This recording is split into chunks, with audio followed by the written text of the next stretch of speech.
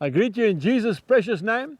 I want to ask you, how much time do you spend alone with Jesus? Now, Shame, I can see some red-faced mothers there. You say, Angus, I've got these little children. I fully understand. We had 5. And then another 27 after that. It's not easy, but you've got to spend time alone with Jesus. I love that story of Susanna Wesley, John Wesley's mother.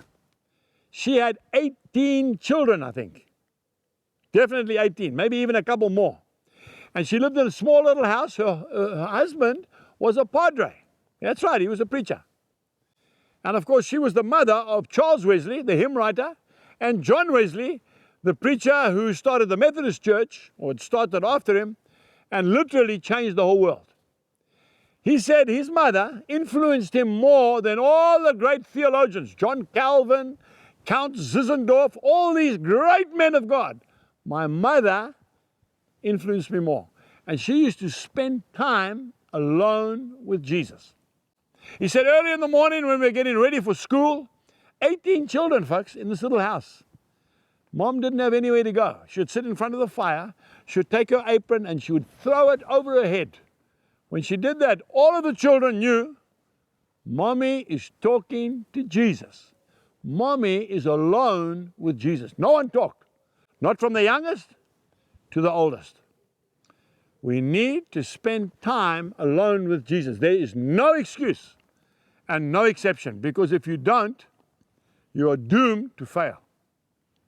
Fail what, Angus? Fail the test of life. Listen to the scripture, just one verse. John chapter 8 and verse 9. It's the story of the prostitute that was brought before Jesus.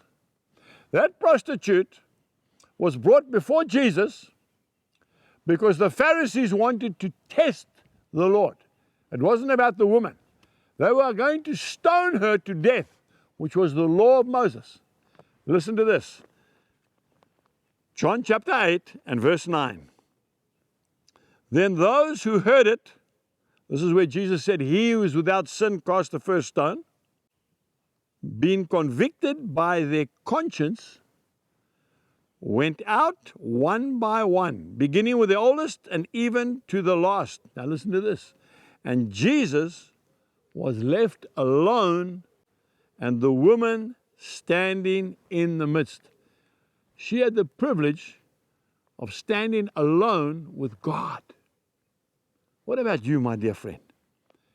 A truly sweet and blessed holy spot. Isn't that right? A blessed refuge to be alone with Jesus from the accusations of this world. That's what she was doing. I know people who spend time with Jesus. You say, how, Uncle Angus? I can hear it in their speech.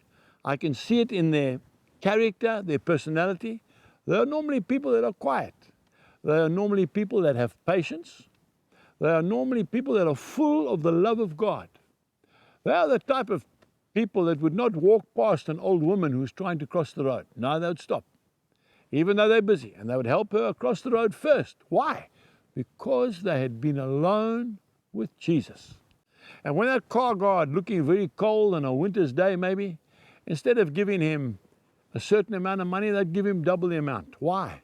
Because they'd been alone with Jesus. And when they see that little boy crying, they'll go and buy an ice cream and give it to him and give him a pat on the head. Why? Because they'd been alone with Jesus. We need to spend more time with Jesus.